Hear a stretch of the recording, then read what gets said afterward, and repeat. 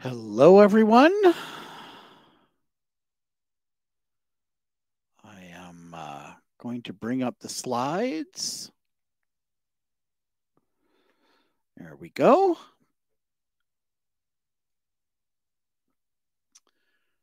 Okay.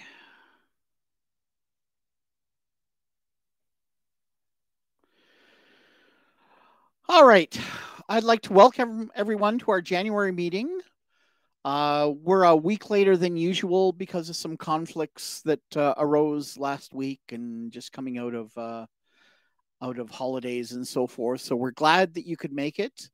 We have another conflict that arose tonight, so we're probably a little bit smaller than normal in terms of our regular attendance. DevEdmonton rescheduled their meeting to run tonight as well, so we have a number of people that regularly attend that and also regularly attend this. But we're very glad that you're all here.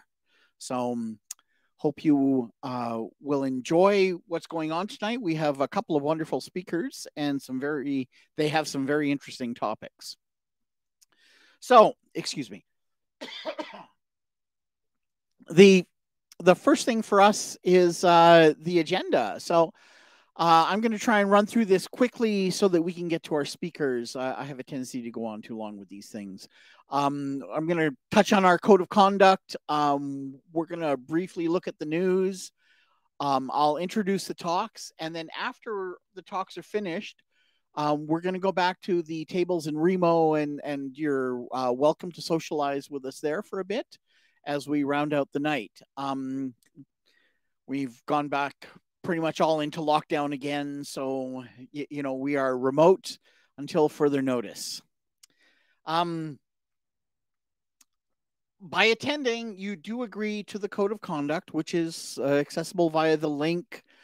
There's a number of things that we have. This is also posted on the DevEdmonton site. You can get to it there. Really, the code of conduct is be kind, be patient, be awesome. Be respectful of everyone as they're talking and the people that you meet, and the views that they may represent that may not align with your own, but let them have their say. And of course, if anyone is offensive in any way, shape, or form, let us know and we'll be sure to look at that. But please be kind, be patient, be awesome. We are always looking for presenters. If you would like to present, we would be happy to have you present. If you have an idea for a presentation, but you really don't want to get up in front of other people, talk to us. If you would like to present, but you don't have an idea, talk to us. We can perhaps suggest some topics that might be a good thing. Presenting is a wonderful thing to become comfortable with doing. In our profession, it is expected at certain points that you do give presentations, both internally and sometimes to external people, to your organizations. And this is the place to practice it. We will help you. We will nurture you. We want you to give the best presentations that you can give because it makes our group better. So we will do everything in our power to help you along. We will help you with slides, whatever you'd like. So we're really there for you if you'd like to give a presentation and would like to help you along. Okay. We believe that you'll be on YouTube. There was a question earlier if this was being recorded, and I believe it is recorded. Abram will validate. Remo does that. And so that gets posted at a later point. Of course, we're all remote, so the Wi-Fi is irrelevant. Okay, first thing onto the news. I put the Ruby stuff first because around Christmas time, we always get a whole bunch of stuff. So the first thing is that Rails 7.0 was released. And with that, we got 6.0.4.4 and 6.1.4.4. And then for Christmas, yay, we got a Christmas present. Ruby 3.1 came out. So this is a brand new version of Ruby. I provided a link there that came through Ruby Weekly. which will give them a referral to a wonderful article that talks about what's new and wonderful in 3.1 and what you need to be aware of. So, of course, with 3.1, then we had a cavalcade of new other things being released. Ruby Gems 3.3.5, Rails 7.0.1, Opal 1.4. I just spoke about Opal last time, and lo and behold, now there's another version for the 3.1. On the Java side, it was a little bit quieter in terms of the news and releases. So we had ESLint 8.6 that came out. I couldn't find any other information, but we did have a bit of drama around the faker and the colors gems. Hopefully that didn't impact any of you very much. It was an interesting take, and there's a lot of discussion, which, might serve as a wonderful topic if you're looking to break the ice at the remote tables later. So anyways, I thought I'd bring that up just so that we had that there. Okay, I mentioned DevEdmonton. They're wrestling with us tonight for attendees because they had their meeting rescheduled. But we kind of work under the auspices of DevEdmonton. They're the umbrella organization.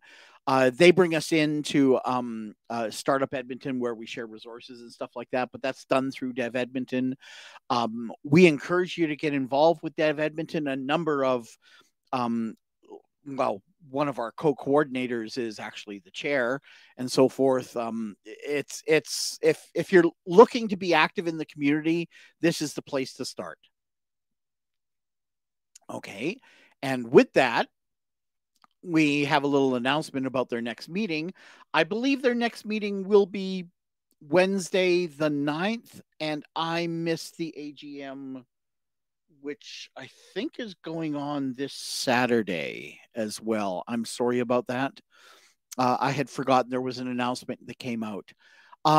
If you join the DevEdmonton Slack, hopefully you're all on there, you'll see the announcements, and there's a channel for DevEdmonton specifically on the Slack. Please go there and do that. As well, there's a survey they're still welcoming people to complete. They always want to have input about how best to serve the community. So if you have a chance, please go and complete the survey. A final bit of stuff from us before we move on to our speakers. Our next meeting is scheduled for February the 3rd. That is the first Thursday in February. We're intending to go back to our regular cycle. This was a 1 month only thing because of some conflicts.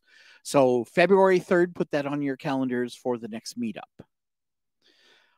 As mentioned, we always looking for speakers. Here's a couple of places that you can go if you'd like to join up with us and speak. So let us know. Of course, you can contact us on Slack.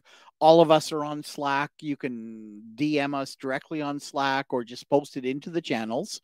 There's a JavaScript channel and a Ruby channel, either one or both. Just say, I'm interested in talking, and we will jump all over that. I trust you.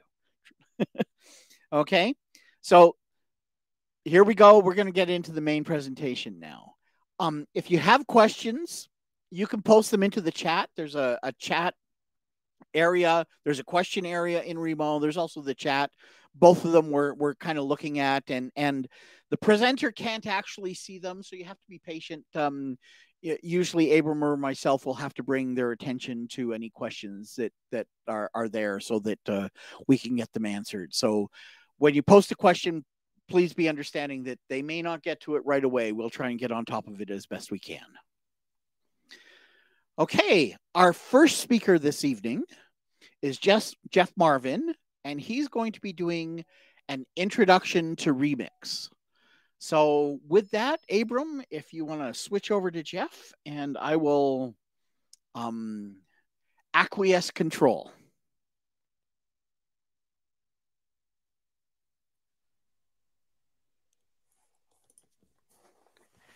Okay, I think I'm on. I'm new to Remo. There we go. I'm gonna share my screen as well, so get a load of what I look like, because you're just gonna see screen after this. Oh, you get my video. Fancy. Okay. And one last adjustment here. It's set up. Hello, everyone. My name is Jeff Marvin. I'm a web developer in Edmonton. I've been around for a while, and I'm currently working for Jobber.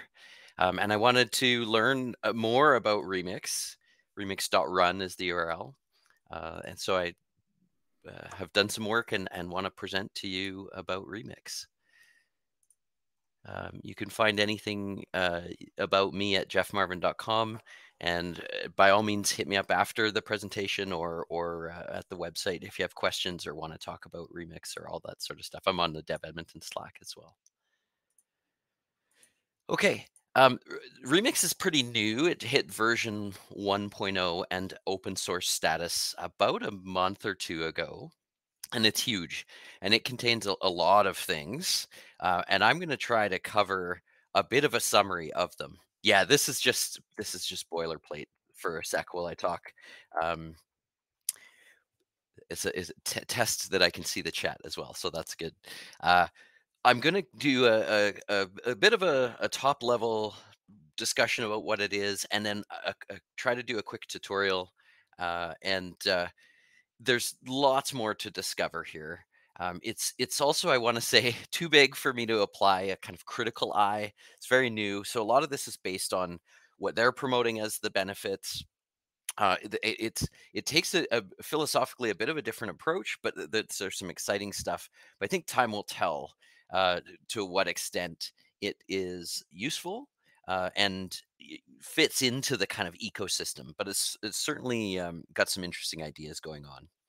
Um, so it's recently open sourced. The revenue model that they've said they're going to use is around hosting and kind of as a service. So it's easy to run locally, and then it's really cloud based, and we'll get into what that means. But their revenue model is going to be around providing hosting service. It's brought to you by a few people that were involved in React Router and Reach UI, Michael Jackson and Ryan Florence. They were doing a lot of React training, and that dried up when nobody was leaving their homes anymore. And so they kind of turned their attention to this project. And recently, Kenzie Dodds, who's also a fairly well known name in training circles, uh, came to join them. And so the docs are a really high quality. We'll get to that. But so far, docs are really high quality, and they're very good speakers. So, and Kenzie Dodds has been on all sorts of podcasts. I guess he was just on Syntax, or one of them was on Syntax recently. Okay, so what's the point of this? Another approach, another framework, etc. Um, they're really trying to build off of the introduction of uh, cloud computing, moving not just content onto a CDN, but actually services and compute on the cloud, on the edge, so to speak. And they're really responding to a lot of problems that modern React or Angular or single page applications running in JavaScript in the browser all experience. And that is, as soon as you want, something dynamic. So, even we've got static site generators like Gatsby, etc., right? Putting assets on the CDN to be fast. But as soon as you want something dynamic, like you need to load the user and then there's data relating to that user you want to generate, it there's a lot of complexity and there's a lot of time to go to the server, calculate that, and bring it back. Also, what they're seeing is the complexity of web applications where a lot of things run in the client and load JavaScript that then renders to the client, that then launches its own MVC type of software, that then once that's all done knows what to queries from the server. The server has its own MVC model, etc., runs against the database. There's a lot of processing, there's a lot of loading, there's a lot of code involved to do that. And so they're trying to take a step back and introduce something fast and really simpler in terms of how you construct your application, but to still generate a an application level of experience of functionality. Um, so they also talk a little bit about y- and we'll see why there's kind of less boilerplate involved. So not only do you not need the duplication on the client side, the front end of things like MVC, of data libraries to do, like Apollo or Axios to do that fetching, duplication of validations on the of models on the server and on the client, etc. um, they're also trying and they mention these state management context.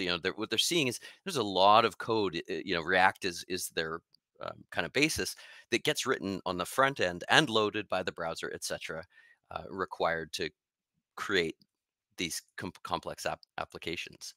One of the other advantages they talk about is uh, the ability to have the infrastructure out on the cloud. So even things like data, compute, uh, those kinds of things are starting to not have to require a server as much as they are on cloud infrastructure.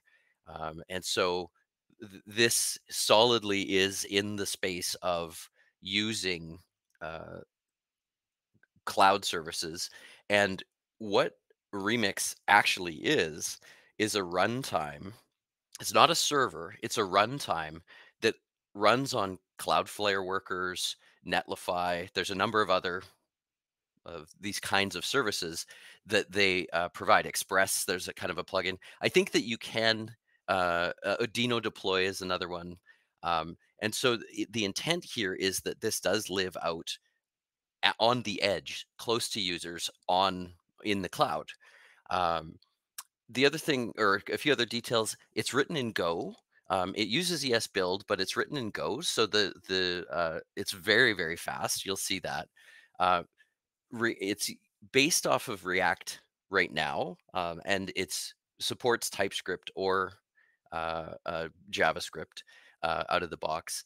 And one of the neat things that they're doing is because it's very much um, because it's running it really is trying to encompass the server part and the client part, and optimize to knowledge of both pieces to be fast. And so whereas you might have, traditionally a Rails server that is, or some kind of server that's packaging and rendering things to begin with, you might be, and then a client on the front end like React. But you might even be doing server side rendering to begin with, and hydrating your front end and pushing that out. But then, once things get running, there's really they're running separately. So the server needs to be preparing everything. It doesn't have a lot of knowledge unless you are adding that in of what's happening on the client. So there's, again, like I say, a lot of duplication. For them, what they're doing is they're trying to combine those two things.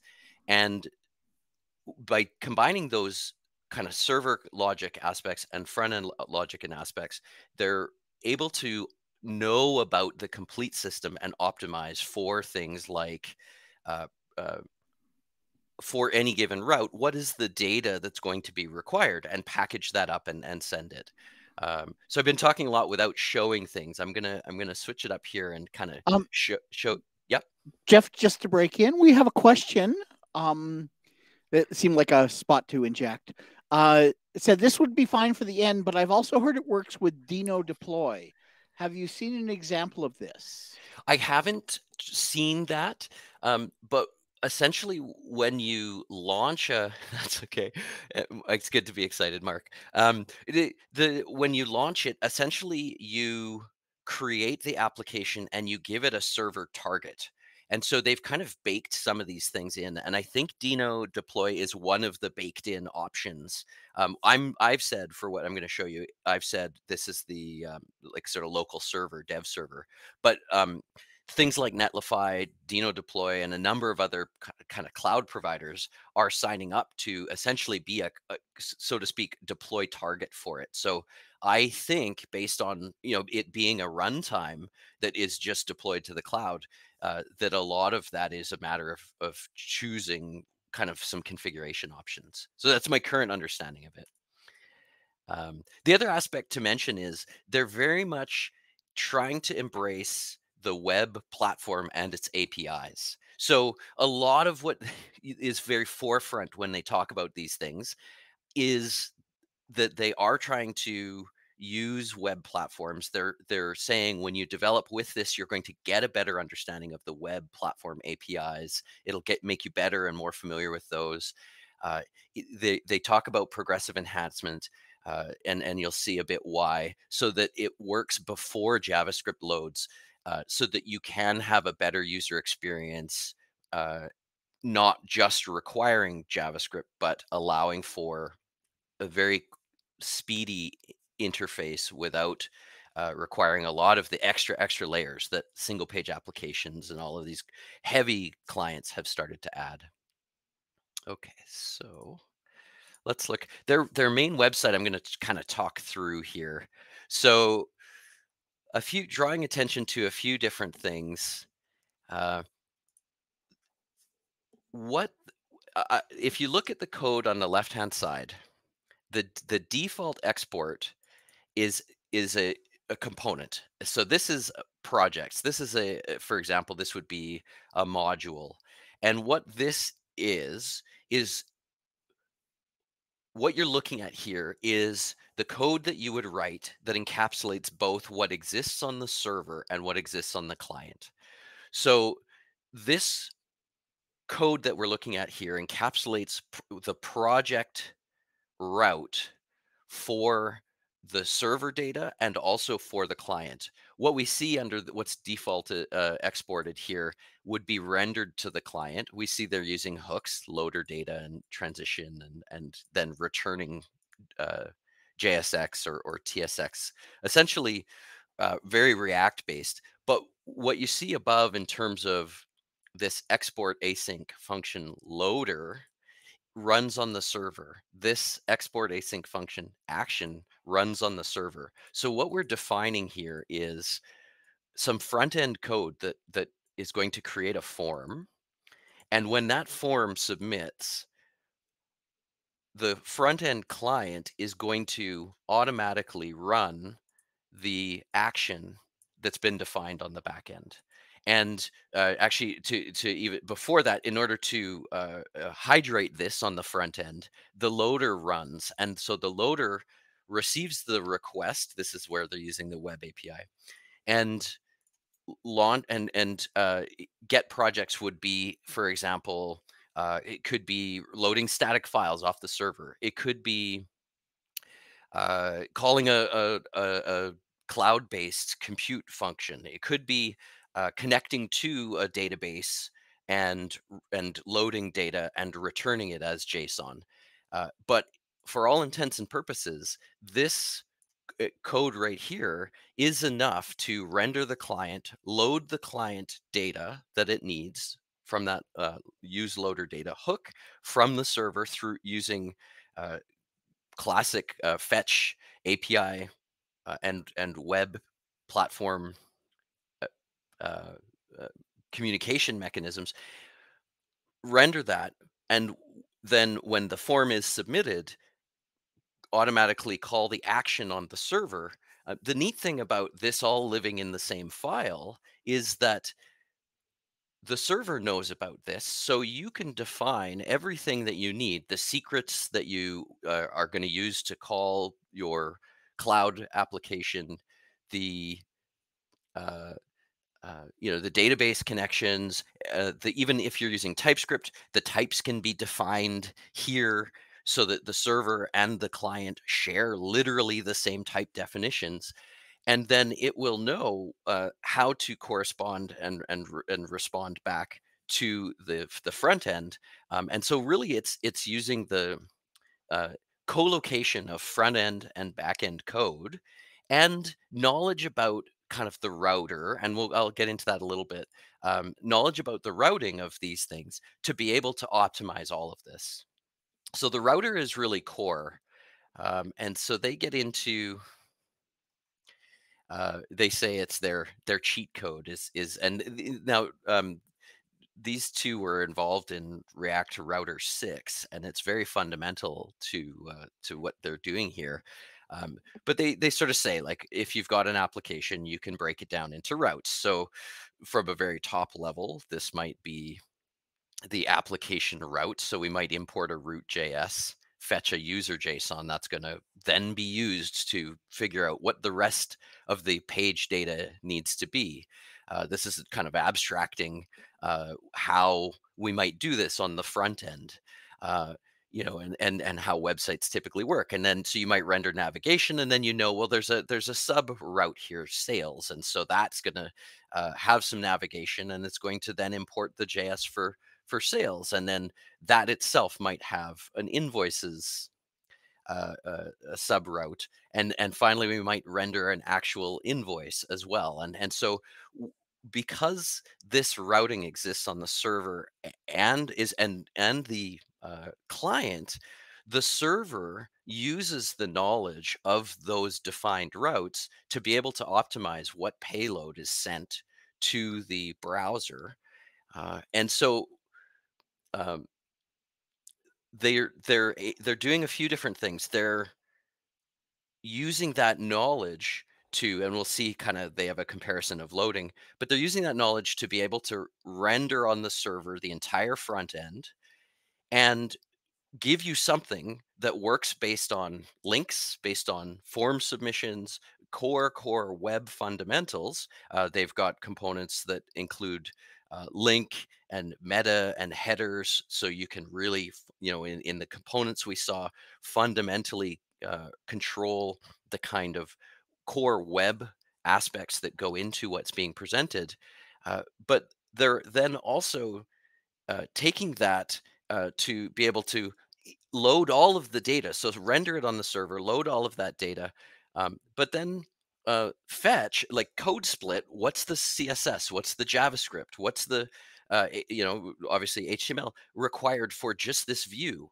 And then do things like, if you're going to hover over the customer's link, the application will automatically know, okay, well, for the customer's route that's going to link to, the server knows all of the assets that are required to render that customer's link. And so it can prefetch into the browser using browser caching, not JavaScript memory like Apollo or some of these other clients, but actually caching the CSS, the JavaScript, the HTML precise assets and code required for that route.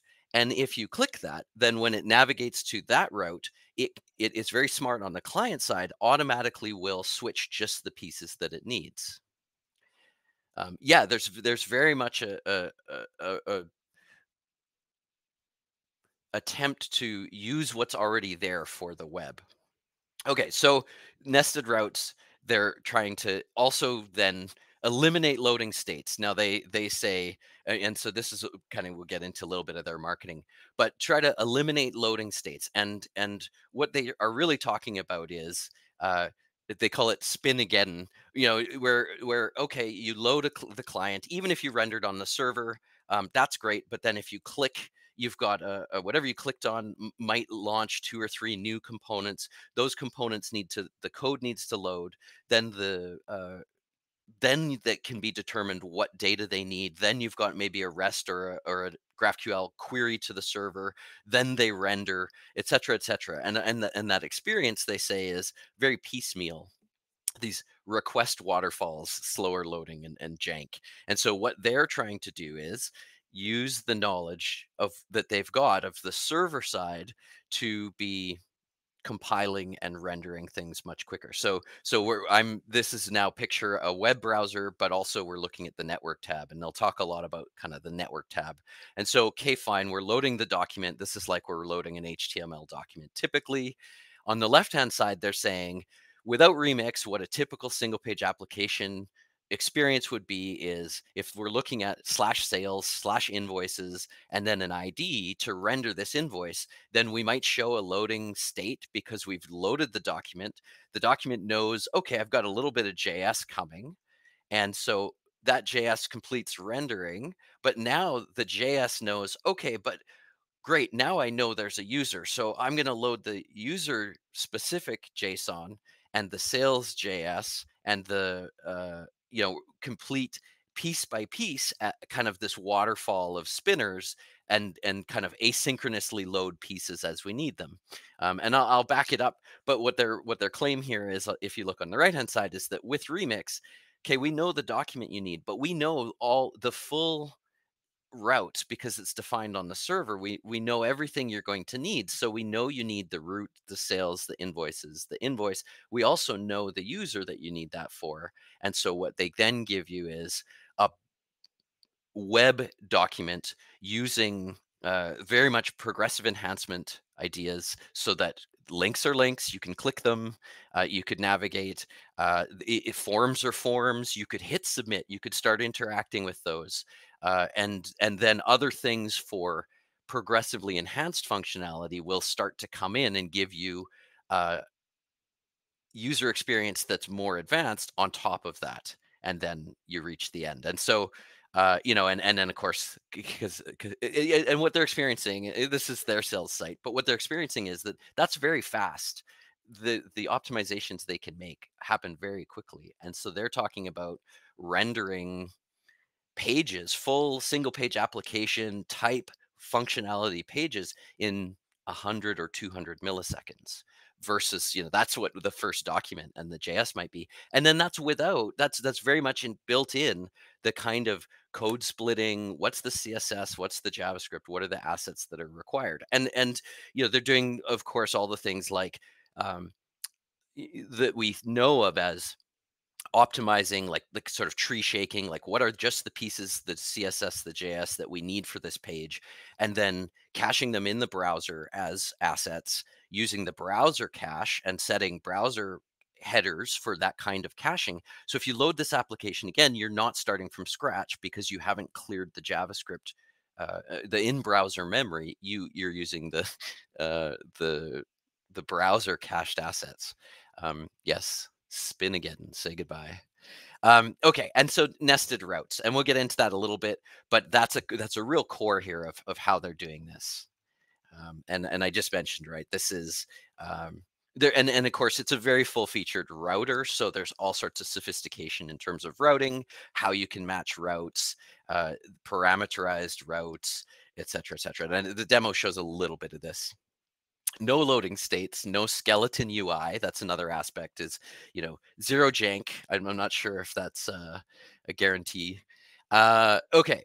And so things like, I mentioned already, being able to prefetch, assets. And again, here they're using prefetch that the platform is providing by the browser.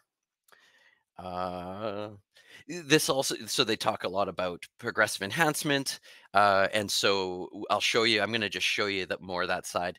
They also are, in terms of optimistic UI, because they're able to kind of built in. What they're providing is, if you've filled out a form and you've hit submit, then they know on the front end what that data was, and you can access that data. Yeah, it's from the React Router team. I'm keeping up to a few of your questions.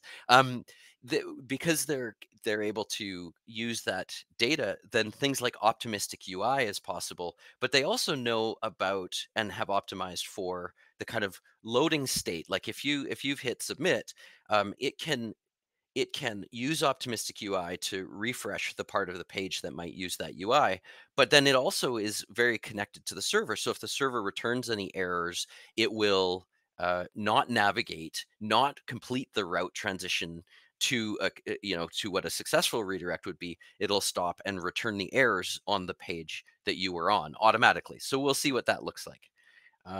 Okay. And again, they're using, they have a form, capital F form, their own component. They do some demos, and you can play around with it, where you could use a lowercase actual HTML form. And then, as I said, the actions are on the server, but they're in that same file. And so if you have libraries for form validation, you can write the form validation in, or if you have complex business logic to validate certain things, or cloud functions to validate things, those things can be written and you reused between your client front end and your server. Okay. So let's actually just, yeah, and here there's a few other things. They have a notion of that, kind of borrowing from React, of error boundaries. So they have a notion of error boundaries, and for handling both server and client side, so unexpected and expected errors.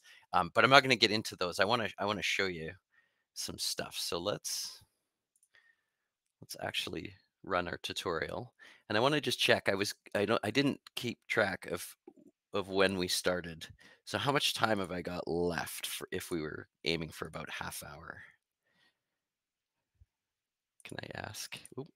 We're aiming for half hour. We're probably getting close to it. Oh, really? But yeah. Okay. Let's Really? keep going, Jeff. Okay. That's easy to talk about. Oh, wow.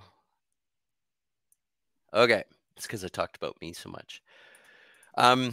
You know what I'm going to do then? I'm going to, rather than following the tutorial, which this is the developer blog tutorial on their website.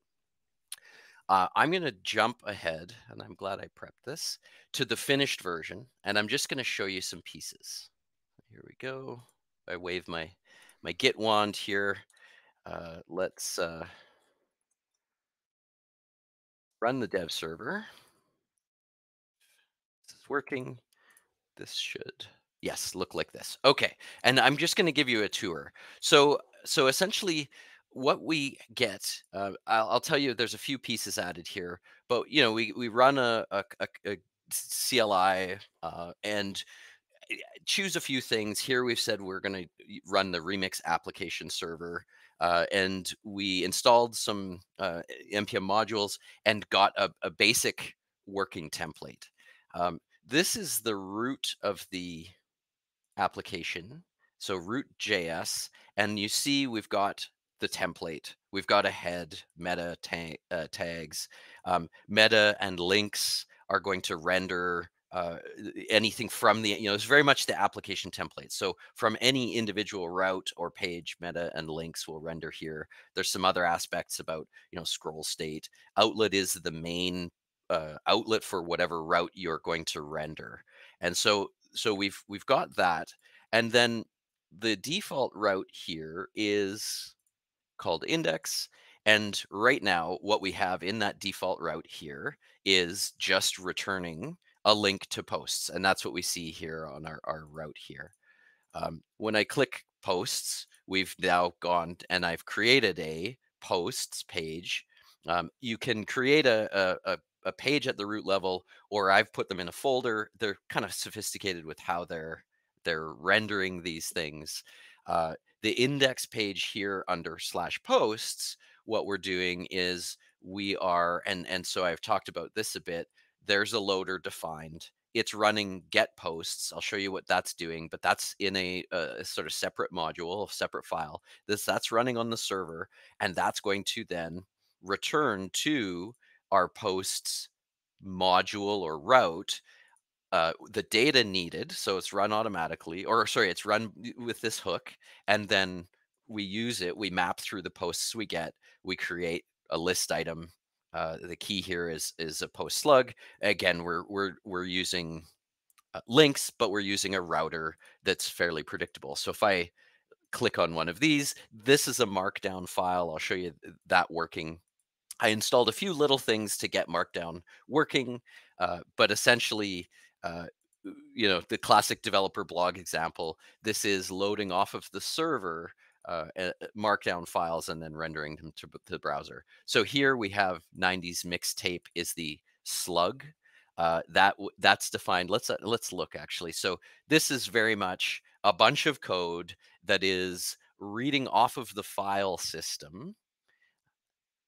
So simulating the data store, reading out of the file system, the list of files, these are markdown files. The file name is the slug we're using, so that's matching the URL. And then they're just markdown inside. So we're using a library to parse that markdown and return it. It's not a crazy amount of code, so we're using marked as a library. Get posts here is just looking at the directory, reading the files that exist there, and then returning some JSON. Uh, we have a get post that's doing the individual reading of the files to return the slug, the HTML, and the title, which are defined in each of those markdown files. And so again, this code lives on the server, but from the uh, index page, we can call get posts. This is, again, loader is running on the server, loading those things from the file system, which we don't need to worry about because this server code doesn't ever get sent to the client. And then we're iterating and listing those links. Now, something neat, let's take a quick look here. Because of this cleverness of the front end and the back end, we go. Uh, they're in the client, they're optimizing for the network. So when I click on 90s mixtape, we've already loaded this before to render it. I hope this works. Yeah. And so it knows in memory on the client how to render this because it's loaded this before. And all we need to actually do, and what it does by default, is just sends the JSON of the data. So essentially, it's automatically providing an API as its mechanism for rendering the client views. And we didn't add anything extra to get that. We When we render this slug, so I'll explain, this is the code for the page that we just did. We're using get post by this slug, and that's again running out of that library code off the server, getting that markdown, running on the server, returning it using that loader data, and then all we're doing is setting the HTML to the markdown rendered by a markdown library for a div, and that's really what defines this page. Now, this page is, again, library has rendered this for us, but this view doesn't need to be re-rendered. Remix is smart enough to know, yeah, okay, that's cool. We already rendered this client. That's what this client looks like. If you hit this route again, it needs to refresh the data, but it knows to just send you the essentially data, the API, and in that sense, functions like an API. And we didn't have to do anything to get that. It will just function that way. It will automatically separate the data, the loader data, from the view and just know at the right times. First time you need the full client, okay, render that into its memory that we don't need to mess with. Second time, here we're going to a different slug, um, but we just needed to know the data because the view for this route that's defined is the same and it just has different data. All we're doing here is slug is a variable. So by their clever routing, $slug becomes a variable in as a param. And so slug becomes a param in the request. This loader and a few of the other things that we look at, this is just using, oh, I don't get the TypeScript niceties. This is using the browser's request object, and the browser's response object. So again, they're building off of those platforms, the web platforms. Okay, so that's kind of rendering content. Another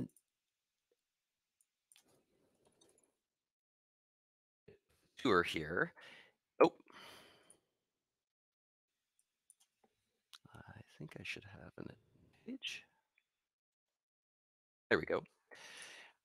So what we're doing here, I'll show you. There's an admin side. This is going to now show you more kind of the CRUD, what you get out of the box. And let's get rid of this.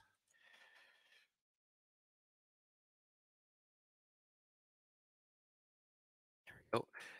And so what to define this, we created an admin page at the top level. Again, this is creating a route, so it's routed to. its admin/admin will route to this because it's existing at this top level. Ignore the admin folder. I'll get into that in a sec. So this /admin now will render this.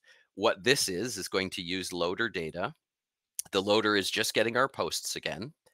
And we're actually rendering a style sheet. So here's an example of how to add a style sheet. So what we're telling the server is that add to the links that are served with this page a style sheet. The anchor is admin styles, which we're importing from this file, and this file is just CSS, plain CSS. And so just by saying this, now that will automatically be sent. And again, like I said, it's versioned and it's cached by the browser. So if we change that, the browser's going to pick up, there's a checksum in the file name and those kinds of things. So that's all automated. And so we're going to load the data. And then here what we're returning is the left-hand side is this admin. So again, we're mapping through the posts, we're listing and linking to them. And then the right-hand side, we have an outlet. So again, that's the outlet for the router. And so this outlet is going to match any admin route, sub route. And so this admin is kind of our parent /admin page. And any sub route here is going to, so for example, actually what do we have under index? Oh, yes. And so this first default sub route is create a new post. And that's what we get under /index. So the admin sub route is index, and we get a link to create a new post. Now that is just a link to new. And so when we click that, we get a new route. And that page is this one. And that's a bit, I'm going to zoom down just a little. And so this is a little more complex. Let's see if I can just fold that. This is rendering a form. Now there's a bunch because we were going to build this up over time, but I'm just going to show you a few things. This is rendering a form. We could use a lowercase f form for this if we wanted to, and it would render properly. There's a few things in terms of niceties in the UI that we get by using Remix's form. But until that loads, we have a HTML form, and so the user could use this form and again get any kinds of form validations and those kinds of things that before the JavaScript loaded. So we have a label, we have post title. This is some of the error validation I'll talk about in a sec. We're using an input here. So we've got an input for text, for title, for slug, and for the markdown, and then we have a submit button. And when we post, the form, there's no prevent default, there's no stop, don't let the browser do its thing, require JavaScript to process all of these things, have the validations be in the client running, etc., etc. All we do is we are using action data, or well, by defining in this module an action as a function, we will receive a request. This is the browser's the platform, web platform's API request object. We're going to receive form data. We're going to be able to get from that form data the title, the slug, the markdown. And again, if you've old school done this before, this is what it used to be. We can check. This is our validation. Now this is running on the server. If there's, and we're just saying they're required, right? So if there are any errors when we're going to return in this object, we're going to return it. That will then not create this post and not redirect. And so what we get here is this form validation. So again, by creating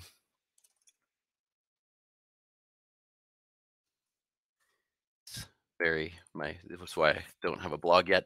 So we don't have errors. So now we fell through here. We created the post, which again in our posts library that I was glossing over is just writing this to the file system. Then the redirect to the router takes us back to the admin. That's a good question, Mark. I think that this validation is happening on the I think it's happening. It's written as if it's happening on the server. Um, you can add validation that happens on the client, but so for example, if you wanted to validate on every key press, the syntax is slightly different, but it would similarly be defined in this file. And so this is kind of covering your server action, your validation that would be in the client would happen with a bit of a different syntax, I believe. Um, and so essentially that is uh, doing that form validation. If I were to turn JavaScript off, we would be able to submit this. We would still get that same validation. By having JavaScript run, there is some, like I described, optimistic UI that can happen. And so we could be rendering the post in a preview or something like that. And then if the server did return an error, then we would come back to the form rather than complete the navigation away to the route.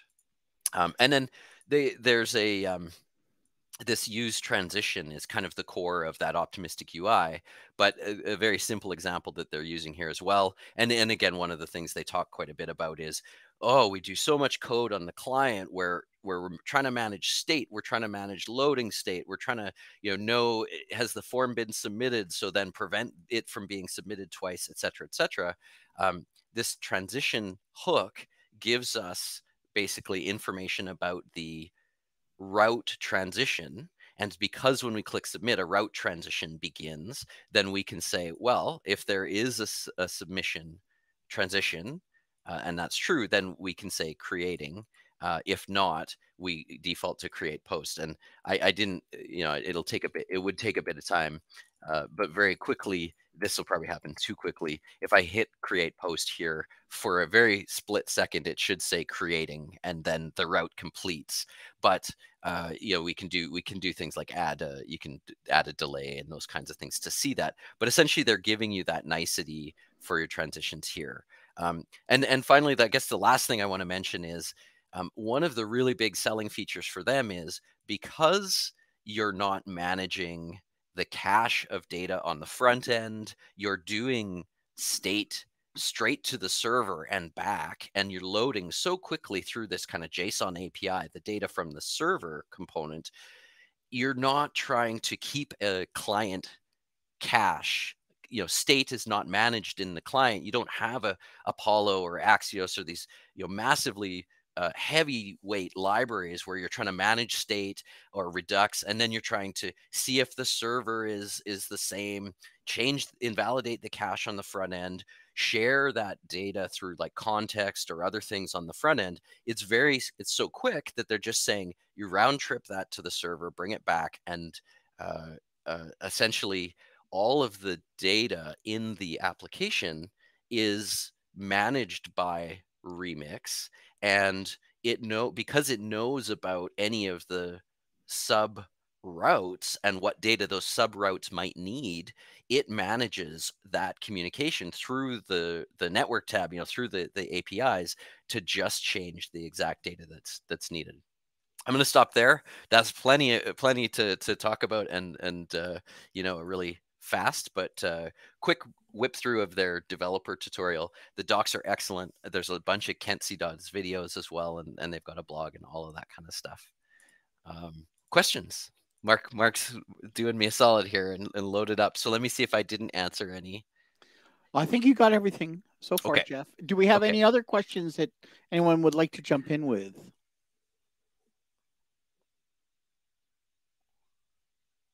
And I'm not seeing anything. All right. So I'm going to move us along, Jeff, because we took a little bit of extra time, and we do want to get to Carl's presentation as well. For sure. I'll hang out after in Remo, so hit me up there as well. And thank you, everyone, for your ears, for your time. Thank you very much, Jeff. This was very informative, and it looked like we had quite a bit of interest in this as well. So thank you.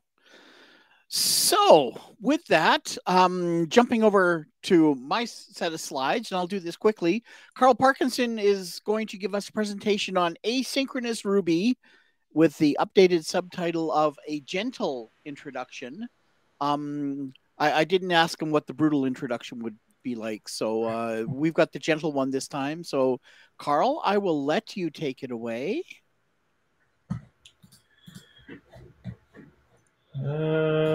Okay.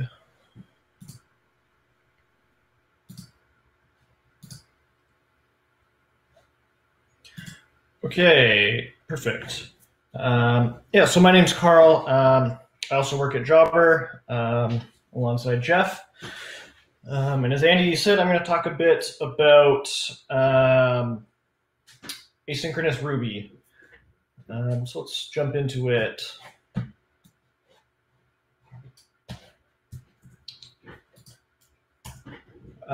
So to start things off, we'll just look at a motivating example. So this is pretty simple, bit of a contrived example, but basically, imagine you were just making a couple of HTTP requests. Yeah, so you're just making one, and then you're making the other, and then we'll just see how long it takes to do that. So we just need to change what I'm screen sharing.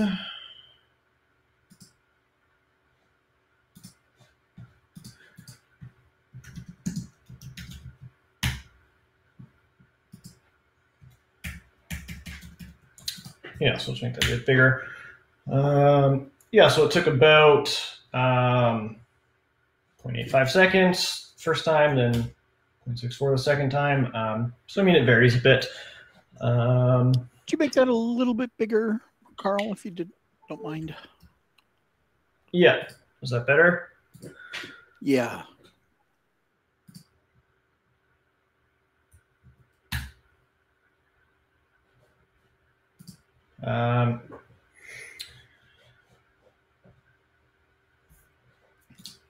Yeah, so, but what if we wanted to make this a little bit more performant?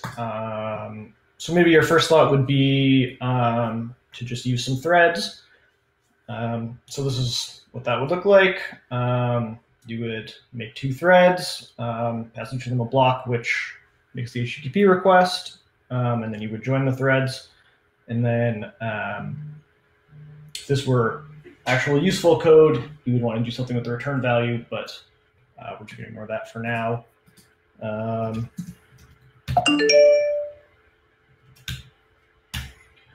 So if we run that, we can see, there's a, oh, my screen is all strange. There, that's better.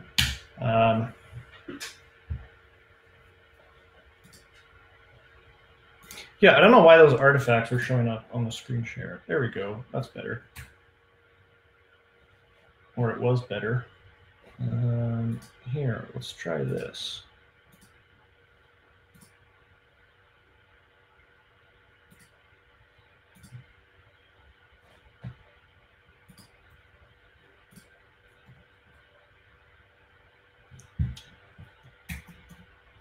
Here, I'll just make it a bit bigger.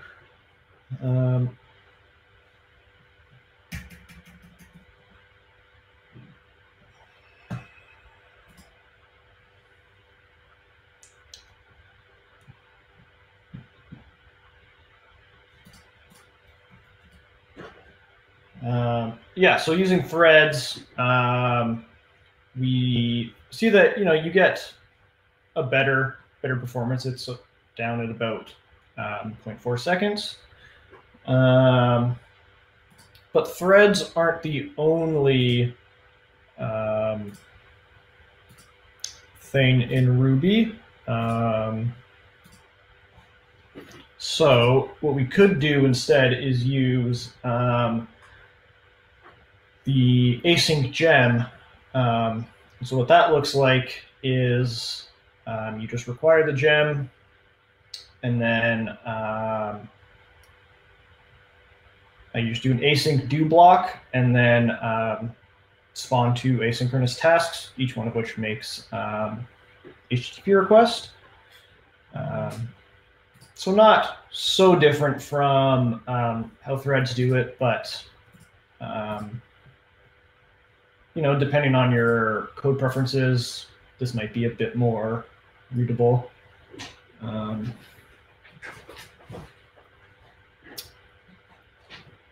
Yeah, so let's see if this screen share works better.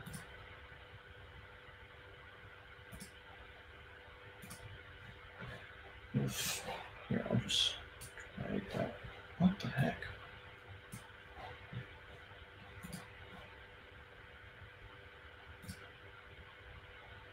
There we go.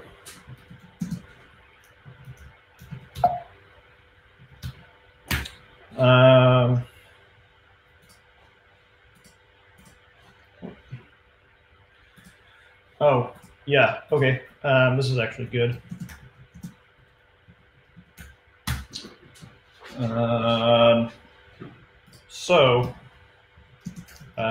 As I mentioned, it's a gem, so you need to install the gem.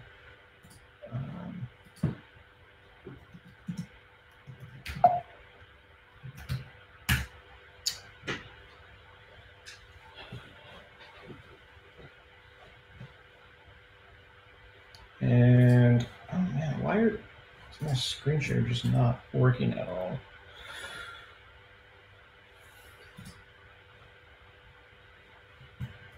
Are you coming in through Firefox or Chrome, Carl? I'm using Firefox. That may have been the issue.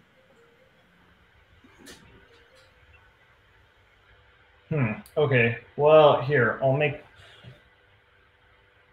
I'll see if I can make this work without running too much code. But basically, so here we see, it's basically the same as running with threads. You know, it reduces the execution time down to about 0.4 seconds.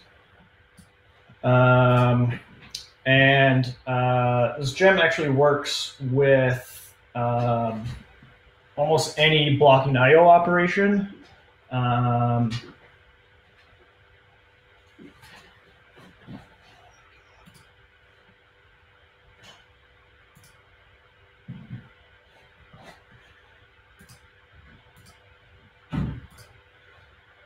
Okay, next time I will not use Firefox, apparently.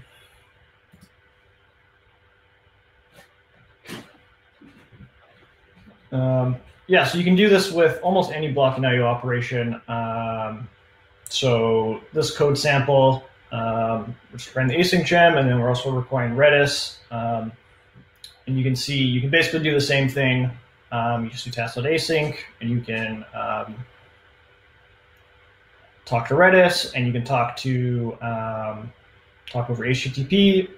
Basically the same. You don't have to do anything special for one type of I/O over the other. There is one caveat on that. This gem doesn't work well with active record, which is unfortunate because with Rails being what it is, most people use active record. But if you use Rails and you use some other ORM like SQL, then you would be able to use this gem with it if you wanted. So for returning values, on the right, we have just the normal way of doing it with a thread. And on the left, how you do with the async gem. And they're pretty similar. So what's going on here? Are these just fancy threads? The answer to that is sort of. So what this is using is a mechanism called fibers. So what fibers are is they're a concurrency primitive that's built into the Ruby language. So they can be used with plain Ruby, they can be used with Rails, whatever other libraries you're using. And they're a means of creating code blocks that can be paused and resumed, essentially like threads can. But there's a big difference in that fibers aren't controlled and scheduled by the operating system, so they're never preempted. But that means that all the scheduling of fibers and managing multiple ones has to be done by the programmer. You can't rely on the Ruby runtime or the operating system to help you out. Yeah, so a fiber, it just executes until the fiber decides to yield or transfer control back either to the caller or to another fiber. Generally, you would do that because you run into some blocking operation. And so you want to allow another fiber to make progress while you wait for some I/O to happen. And as I said, the caller of the fiber must manage starting and stopping fibers and returning control to the appropriate fiber at the appropriate time. Yeah, and so I said fibers are kind of like threads, and they are in a sense that they're an independent execution context. So each fiber gets a stack and an instruction pointer, but they're a bit lighter weight than threads because they don't have the overhead of needing the operating system to manage it and kind of do all the things that an operating system has to do to schedule threads. Yeah, and so you can use threads and fibers together. So a thread can have many fibers, but not the other way around. So fibers are good if you have I/O-bound concurrency, but not as good for CPU-bound concurrency. And the reason for that is because fibers don't necessarily get full control of a CPU core the way a thread can. So if you're doing something that's compute heavy and you want concurrency, you should probably be using threads. But most people, when they have concurrency, it's usually I/O-bound concurrency, so fibers are a good option. So this is what simple fiber looks like. So you just require fiber, and as I said, it's built into the Ruby language, so you don't have to install anything if you want to use them directly. Yeah, and then you just instantiate a fiber and pass it a code block. And then when you want to yield control to somewhere else, you call fiber.yield, and then that will yield control back to whoever called the fiber. And then you use fiber.resume to transfer control to the fiber that you're resuming. So for this example, here we just create a new fiber. And then here we call resume on it. And that's going to transfer control to this fiber and this code block. And then when this fiber calls yield, we're going to give control back to the main fiber, which can then call resume again. And then this fiber will then resume execution from the point where it yielded until it exits. And then once it exits, that's basically implicitly yielding control back to the caller. So then the main fiber would get control again. But you can also transfer control with the transfer mechanism or the transfer method instead of the yield method. So in this example, we're just creating two fibers. So first we transfer control to fiber 1, and then it outputs something, and then it calls transfer on fiber 2,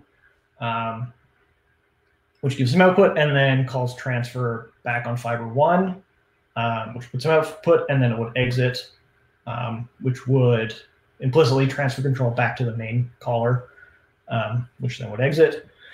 But you can't use yield and transfer interchangeably. The reason for that is because yield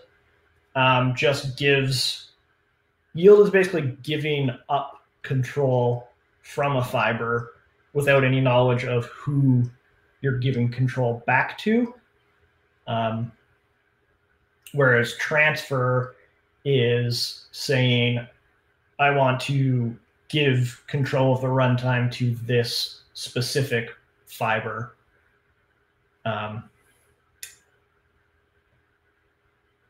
And so once you've been given control using transfer, you have to use transfer to give control back to something, unless the fiber is just exiting. But there's a better way to manage fibers, because using yield and transfer yourself would quickly turn into a headache, and that is the fiber scheduler. So the fiber scheduler does exactly what it sounds like. It schedules fibers. And so I said when I introduced fibers that you have to manage scheduling them. You can't rely on the runtime or the operating system. But you do get Ruby does give you one piece of help, which is the fiber scheduler interface. And what that does is it defines a bunch of hook methods, or it doesn't define them. It lets you define them, but it tells you which ones you should implement. And so those are IO wait, IO read, IO write, process wait, kernel sleep, timeout after, address resolve, and then block method and unblock method. And so if you're going to write a scheduler, you'll need to implement these in such a way that you can achieve your desired concurrency goals while also not letting all the fibers get out of hand.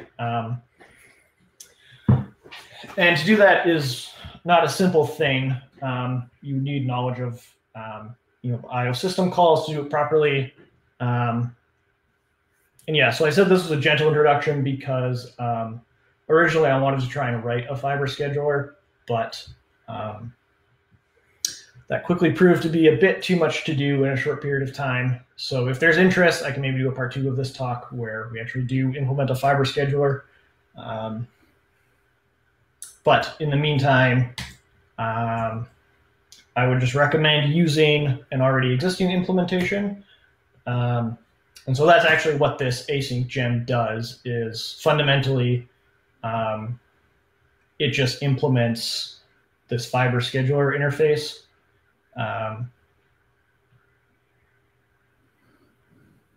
Yeah, so like we can see here, here's their implementation of the block method. Here's the unblock method. Here's kernel sleep, address resolve, IO wait, process wait, etc.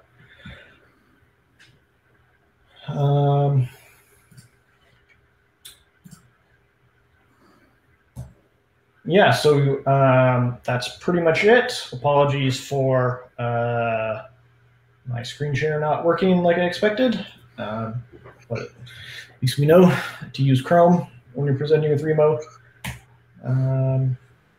Yeah, so any questions?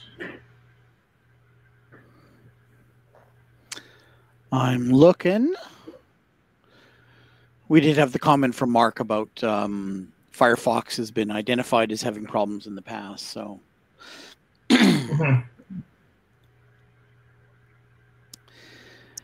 well, I don't see any questions coming up. Of course, from Jeff, if you haven't seen this, Carl, where might you use this versus something like a background worker?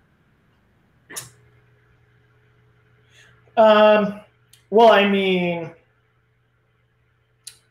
so a background worker, like you wouldn't handle, well, you wouldn't handle an HTTP, like you wouldn't handle an HTTP request in a background worker. I suppose you could. I wouldn't recommend it. Whereas, like you could theoretically implement like an HTTP server like an asynchronous HTTP server using using fibers, or rather not asynchronous, a concurrent HTTP server using fibers instead of threads. Yeah, basically, like when you're waiting on I/O, but you don't necessarily want to like spin off a whole new process, which is what a background worker is, you could use fibers. I believe as of Ruby 3 that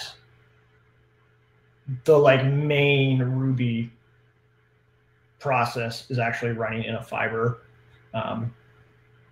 Though I'll have to double check that, but I'm pretty sure that's the case. Mark, I mean, I wouldn't, unless you know what you're doing, I wouldn't implement a custom scheduler. As I said, like it's probably not going to be simple to do. So I would just use, like I would just use this async gem, or I think there's one other gem out there that implements a fiber scheduler. I forget what it's called. Yeah, but I mean, if you know what you're doing, you can go ahead and do it. And if you have some specific reason, like if you don't like, if you need a specific, use a specific system call for the concurrency that you're trying to achieve, and existing implementations don't do that, that's when you might want to roll your own. Or you could do it just for fun, I suppose, but I wouldn't use it in production. Not without large amounts of testing. Yeah.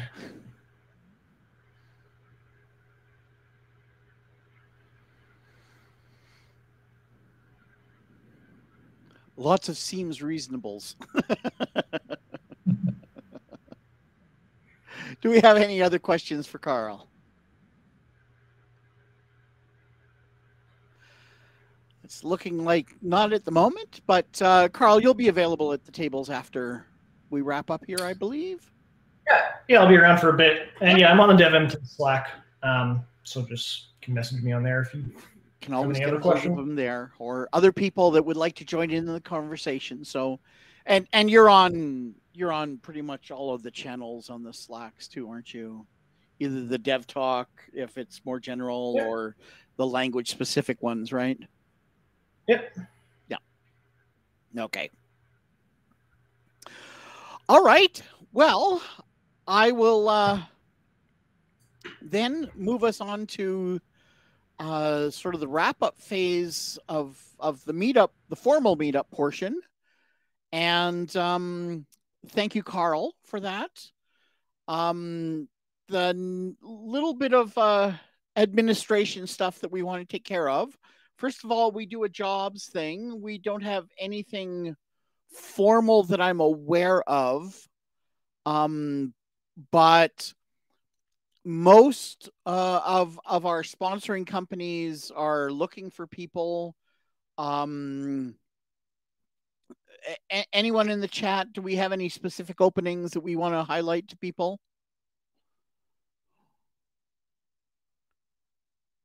I'm not seeing anything, so we'll leave it for there. But if you do have jobs, let us know. We'll let you come up and say a little bit and talk about it. And so with that, I'm going to move on to our sponsors. Thank you to them. We have a few here to thank, particularly when we're face-to-face. These sponsors are the ones that feed you guys or feed you all. And make sure that it's an enjoyable experience for you. So we still like to thank them, even though we're not chowing down on their money, as it were. So first of all, we have Punch Card. Next, we have Jobber, who was well represented this evening, you will note. Not only do they help sponsor us, but they provide input to our talks, as do all the other companies. We have Ironside as well. And Dash. So, and of course, Startup Edmonton, which provides us with facilities when we meet face-to-face. We thank them very much for the meeting spaces and so forth. Okay, if you want to sponsor us, then contact us here. and we will add you to the list. We would be very appreciative of it, and the members that are attending these meetings, I'm sure, would appreciate it as well. So we do have a job board if you want to go there and take a look at what anything that we've been made aware of. We also have a job channel on the DevEdmonton Slack where opportunities, where things are posted. So take a look there as well. So of course, if you miss out the meeting and you have a hot opportunity, I mean, by all means, put it on the Slack so that people can see. Once again, our next meeting is on February 3rd. That's the regular first Thursday of the month. So that's a little bit less than 3 weeks' time. Or exactly 3 weeks' time. So hope to see you all there. And we can now break out to the tables. I will relinquish control back to Abram. Thank you, Abram, very much for running everything behind the scenes. I appreciate it. Having to do both the emceeing and the remo would probably have me pulling my hair out. And it's starting to go anyways. So thanks to Abram for running this in the back end as well. Ian was unfortunately not able to be with us tonight. He is our other coordinator, so we tend to spell off between who's running things and who's presenting and so forth like that. And so it's we're all very much appreciative of when I'm emceeing. I rely on the other coordinators very much, and I'm thankful for them. So with that, we will break us out, and we'll split up to the tables, and I'll be in for a little bit on the tables. And if I don't get a chance to say hello to you, then I hope to see you next month.